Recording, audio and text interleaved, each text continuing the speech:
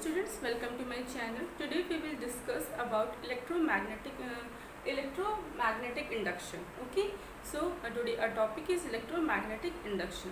Students, इसके previous lectures में, previous videos में हमने पढ़ा है, हमने discuss किया है कि that कभी भी अगर किसी करंट कैरिंग कंडक्टर में, मतलब किसी कंडक्टर में करंट फ्लो कर रही है, तो करंट फ्लो करने की वजह से उस कंडक्टर के अराउंड में मैग्नेटिक फील्ड प्रोड्यूस होगी। पढ़ा है ना हम लोगों ने कि कहीं पे अगर किसी कंडक्टर में करंट फ्लो हो रहा है तो करंट फ्लो होने की वजह से उस कंडक्टर के अराउंड में मैग्नेटिक फील्ड प्रोड्यूस हो जाती है, ठीक है। या फिर अगर हम किसी करंट कैरिंग कंडक्टर को मैग्नेटिक फील्ड में रख दें तो मैग्नेटिक फील्ड में रखने की वजह से वो कंडक्टर एक फोर्स एक्सपीरियंस करता है, जिसकी वजह से वो कंडक्टर मूव करता है, ठीक है। ये भी हम लोगों ने पढ़ा है। तो माइकल फैराडे एक साइंटिस्ट थे जिन्होंने सोचा क्या इसका रिवर्स भी ट्रू हो सकता है। हम करंट की वजह से मैग्नेटिक फील्ड प्रोड्यूस कर रहे हैं कि अगर कंडक्टर में करंट फ्लो हो रही है तो मैग्नेटिक फील्ड प्रोड्यूस होगी। तो माइकल फैराडे ने सोचा कि क्या इसका रिवर्स पॉसिबल है, क्या मैग्नेटिक फील्ड, जैसे करंट से हम मैग्नेटिक फील्ड प्रोड्यूस कर पा रहे हैं तो क्या हम मैग्नेटिक फील्ड से करंट प्रोड्यूस कर सकते हैं, ठीक है। उनके माइंड में ये क्वेश्चन आया कि जैसे मैग्नेटिक फील्ड से करंट से मैग्नेटिक फील्ड प्रोड्यूस की जा रही, तो क्या हम मैग्नेटिक फील्ड, मतलब मैग्नेटिक फील्ड की वजह से करंट को प्रोड्यूस कर सकते हैं, मैग्नेटिक फील्ड को चेंज करके या मोशन, मैग्नेट को मोशन में लाके क्या किसी तरह से मैग्नेटिक फील्ड की वजह से क्या करंट प्रोड्यूस होना पॉसिबल है, ठीक है। तो माइकल फैराडे ने ही बाद में आफ्टर फ्यू ईयर्स उन्होंने ही आंसर दिया, यस इट इज़ पॉसिबल, ऐसा पॉसिबल है, ठीक है। जो यही हमको पढ़ना है इसमें कि ये किस तरह से पॉसिबल है, ठीक है। देखिए ये एक कॉइल है, ठीक है, XY एक कॉइल है जिसमें हमने गैल्वेनोमीटर लगाया है, ठीक है। और ये हमारा बार मैग्नेट है, ठीक है, स्ट्रॉन्ग बार मैग्नेट है। अब होगा ये गैल्वेनोमीटर क्यों लगाया पहले मैं बता दूं। गैल्वेनोमीटर डिटेक्ट करता है करंट के फ्लो को। अगर गैल्वेनोमीटर में डिफ्लेक्शन हो रहा है, ठीक है, वैसे नॉर्मली जो गैल्वेनोमीटर होता है वो नॉर्मल, अगर कोई भी करंट नहीं है तो वो इस तरह से 0 मार्क पे होता है, ठीक है। लेकिन जैसे ही करंट फ्लो होगी तो करंट फ्लो होने की वजह से जो हमारा गैल्वेनोमीटर है वो लेफ्ट या राइट डायरेक्शन में, अपने इस 0 मार्क से लेफ्ट या राइट डायरेक्शन में डिफ्लेक्ट होता है। वो डिपेंड करता है, ठीक है, करंट की डायरेक्शन पर डिपेंड करता है। तो वो डिफ्लेक्ट होता है और इसकी डिफ्लेक्शन से हमें ये पता चलता है कि हाँ उस सर्किट में करंट फ्लो या उस कंडक्टर में करंट फ्लो हो रही है, ठीक है। यहाँ हमने गैल्वेनोमीटर लगाया है to find out whether the current is flowing और नॉट, ठीक है, करंट को डिटेक्ट करने के लिए। सेकेंड थिंग, अब हम कर क्या रहे हैं कि सपोज ये जो कॉइल है और ये मैग्नेट है, इस मैग्नेट को जब हम स्टेशनरी रखेंगे, ये माइकल फैराडे का एक्सपेरिमेंट है, इसको हम लोग फैराडेस एक्सपेरिमेंट भी बोलते हैं।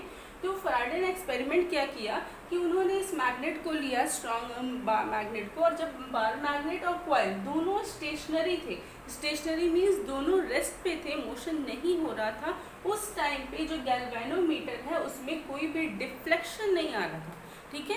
गैल्वेनोमीटर कोई भी डिफ्लेक्शन शो नहीं कर रहा था। क्यों डिफ्लेक्शन शो नहीं कर रहा था? बिकॉज वहाँ पे करंट फ्लो नहीं हो रही होगी। अगर गैल्वेनोमीटर में डिफ्लेक्शन नहीं है मीन्स नो करंट, ठीक है। जब दोनों स्टेशनरी थी, मतलब मैग्नेट भी रखा हुआ है, कॉइल भी रखी हुई है, XY हमारी कॉइल है, ये रखा हुआ है, तो उस टाइम पे कोई भी गैल्वेनोमीटर डिफ्लेक्शन शो नहीं कर रहा। अब उन्होंने किया क्या, उन्होंने इस मैग्नेट को लिया और इस मैग्नेट को मोशन कराया, ठीक है। इस मैग्नेट को उन्होंने कॉइल की तरफ मूव करा, ठीक है। इस मैग्नेट को उन्होंने जब कॉइल की तरफ मूव किया तो कॉइल की तरफ मूव करने की वजह से जो गैल्वेनोमीटर है उसने डिफ्लेक्शन शो किया, ठीक है। गैल्वेनोमीटर में डिफ्लेक्शन आ गया। कब आया?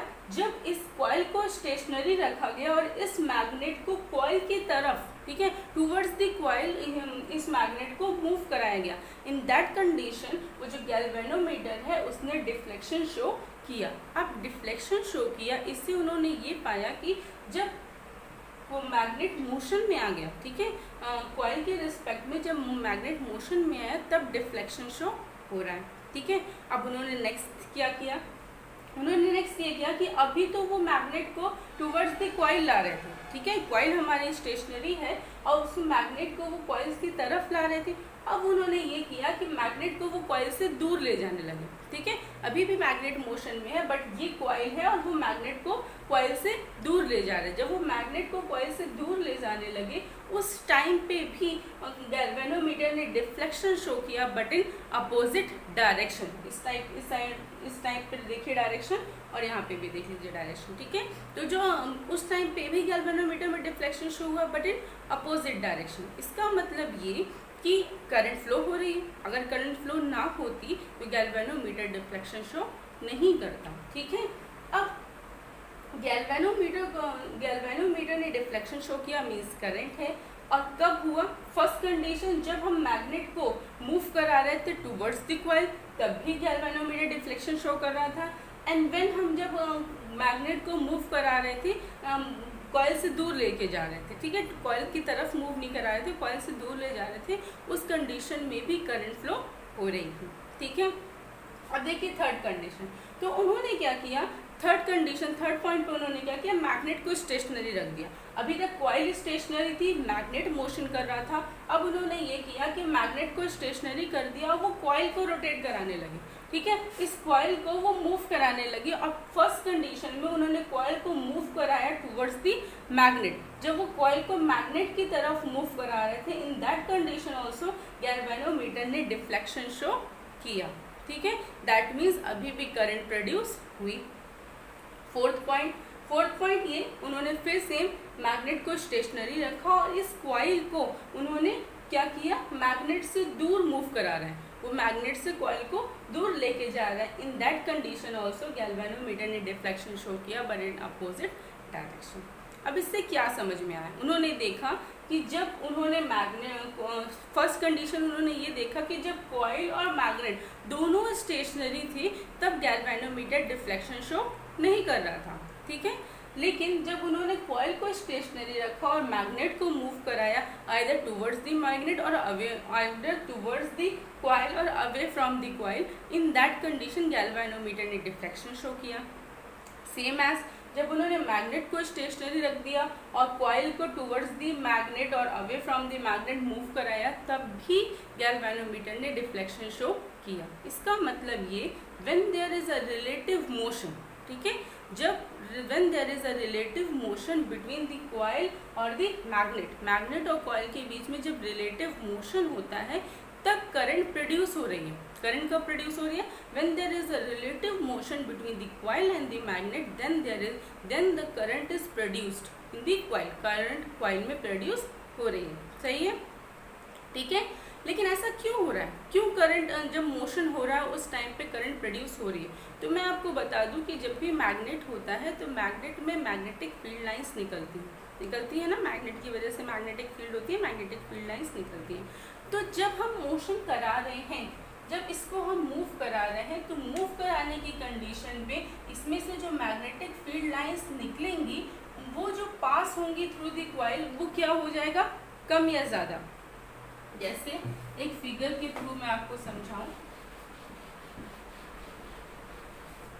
कि सपोज ये मैग्नेट है जिसमें से मैग्नेटिक फील्ड लाइंस निकल रही हैं, ठीक है, ये मैग्नेटिक फील्ड लाइंस निकल रही हैं और ये आपका कोई पोर्शन है, कॉइल है, ठीक है, कॉइल जिसमें से मैग्नेटिक फील्ड लाइंस क्या करेंगी, पास करेंगी। जब आप इसको पास लेके जाओगे, जब मैग्नेट को पास लेके जाओगे तो जो number of magnetic field lines जो पास करेंगी कॉइल से वो ज़्यादा होगी ना।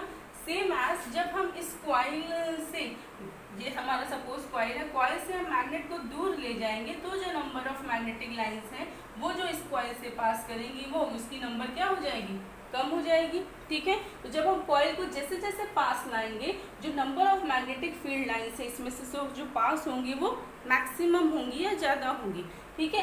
सेम एज अगर हम मैग्नेट को दूर ले जाते हैं या कॉइल को दूर ले जाते हैं, उस कंडीशन में जो मैग्नेटिक फील्ड लाइंस इसमें से पास होंगी वो क्या होंगी, लेस नंबर में पास होंगी, ठीक है। तो इसी ये क्या है, मैग्नेटिक फील्ड चेंज हो रही है, इसी चेंज इन मैग्नेटिक फील्ड की वजह से करंट प्रोड्यूस होती है, ठीक है। ये जो चेंज मैग्नेटिक फील्ड की वजह से करंट प्रोड्यूस होती है।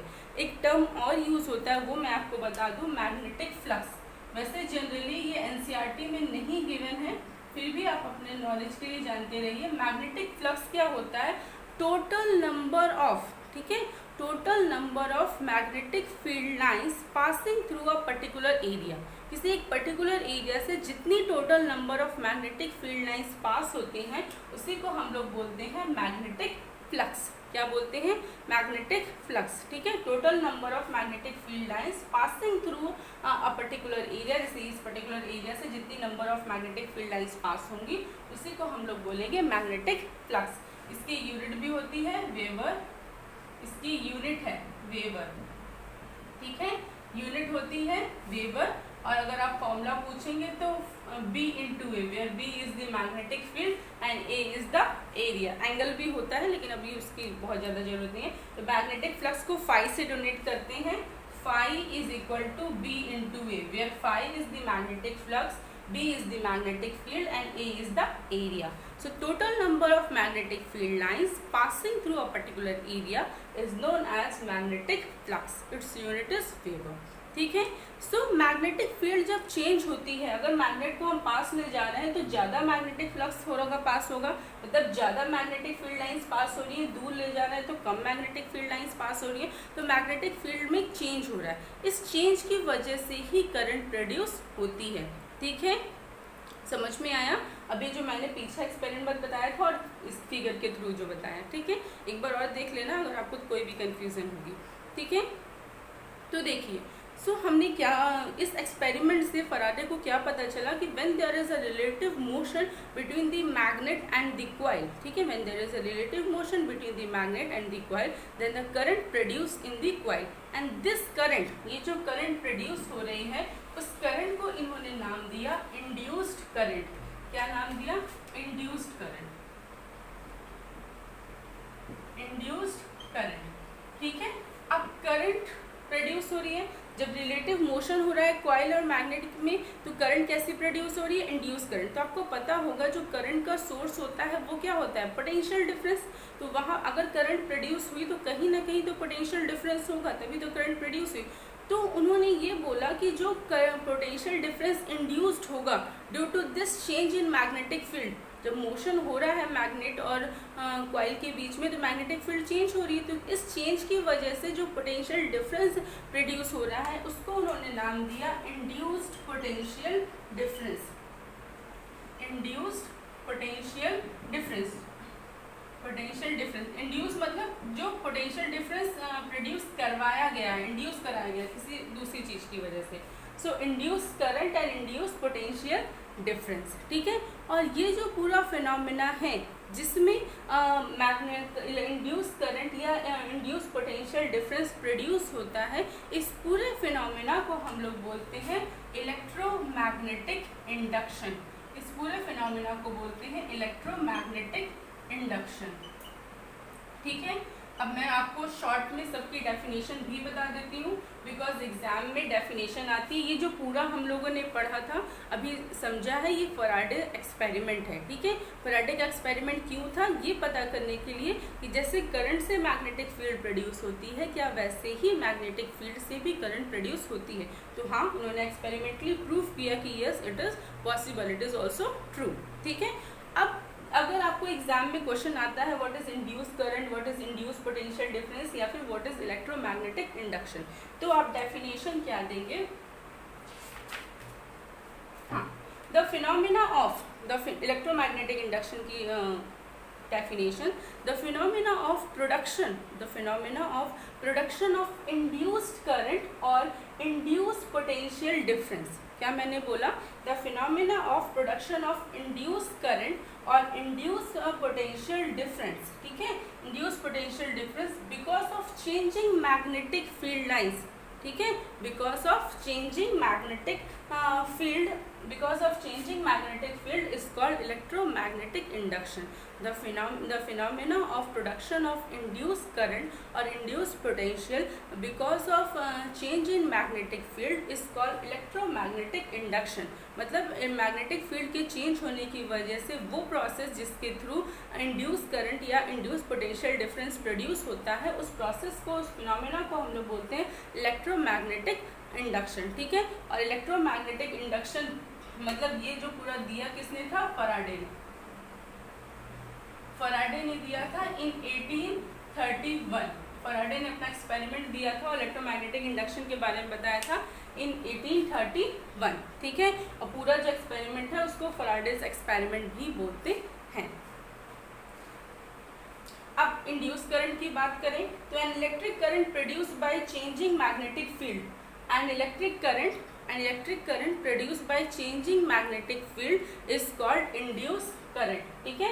An electric current produced by changing magnetic field is called induced current, ठीक है। एग्जाम में क्वेश्चन आ जाता है व्हाट इज इंड्यूस करंट या what is induce potential difference, तो आप ये आंसर देना। And what is induce potential difference, इसका भी आंसर यही होगा। Potential difference produced by changing magnetic field is known as induce potential difference, ठीक है। तो ये सारे पॉइंट्स मैंने आपको बता दिए, इंपॉर्टेंट है, तीनों डेफिनेशन आपको एग्जाम में आता है, ठीक है। अब आप मुझसे पूछ सकते हो कि अगर करंट है तो करंट की डायरेक्शन होती है, ठीक है। अगर करंट है तो करंट की डायरेक्शन होगी, तो करंट की डायरेक्शन हम इस इंड्यूस करंट की डायरेक्शन हम कैसे फाइंड आउट करेंगे। या फिर आपका क्वेश्चन हो सकता था कि बार बार ये जो गैल्वेनोमीटर है इसका डिफ्लेक्शन अलग अलग डायरेक्शन में क्यों हो रहा है, वो करंट की डायरेक्शन पर डिपेंड करता है। तो किस तरह से, तो करंट की इंड्यूस करंट की डायरेक्शन को हम फाइंड आउट करते हैं by Fleming's right hand rule. कैसे फाइंड आउट करते हैं, by Fleming's right hand rule. Fleming's right hand rule, ठीक है। फ्लेमिंग्स के राइट हैंड रूल के अकॉर्डिंग हम इस इंड्यूस करंट की क्या फाइंड कर सकते हैं, डायरेक्शन। तो what is Fleming's right hand rule, if we stretch our thumb, forefinger and middle finger at right angle और mutually perpendicular to each other, देखो तीनों एक दूसरे के म्यूचुअली परपेंडिकुलर 90 डिग्री के एंगल पे हैं, ठीक है। क्या मैंने कहा कि if we thumb finger, forefinger and middle finger are mutually perpendicular to each other, then the motion of the magnet or the coil, मतलब कॉइल और मैग्नेट में जो मोशन हो रहा है, it will indicated by the thumb point. अगर thumb point आपको motion show कर रहा है, मोशन को मूवमेंट की कौन शो कर रहा है, thumb point. If thumb point will show the motion of movement, ठीक है, ऑफ द कॉइल और magnet, then and if this forefinger indicates the direction of magnetic field, और ये forefinger magnetic field की direction show कर रही है, then this middle finger shows the direction of current, ठीक है। ये हमारा फ्लेमिंग्स का राइट हैंड रूल है। if this thumb point indicates the direction of motion, this forefinger indicates the direction of magnetic field, then this middle finger shows the direction of induced current। जो induced current produce हो रही है उसकी direction कौन बताएगा हमें, this middle finger, ठीक है। This is the Fleming's right hand rule. और आपको मैं बता दूं एग्जाम में Fleming's right hand rule by name आता है, आपको लिखने के लिए आएगा right Fleming's right hand rule, ठीक है। सो होपफुली स्टूडेंट्स आपको ये सारी चीज़ें समझ में आ गई होंगी, ठीक है। ये movement of conductor, magnetic field की डायरेक्शन, तो फिर जो करंट की डायरेक्शन होगी it will given by thumb point, sorry middle finger, ठीक है। इंड्यूस करंट की डायरेक्शन कौन बताएगा, थंब पॉइंट। कैसे हम इंड्यूस करंट की डायरेक्शन फाइंड आउट करते हैं, by Fleming's right hand rule, ठीक है। तो इस वीडियो में हम लोगों ने डिस्कस किया about Faraday's experiment, electromagnetic induction, induce current, induce potential difference and Fleming's right hand rule. Hopefully students आपको सारे पॉइंट्स क्लियर हो गए होंगे, सब समझ में आया होगा। If you have any doubt you can ask me in the comment section. And most important thing, अगर आपको समझ में आ रहा है, अच्छा लग रहा है, तो प्लीज़ लाइक करना, जिससे मुझे समझ में आ जाए कि हाँ आपको चीज़ें समझ में आ रही हैं और अच्छी लग रही हैं। Okay students, thank you.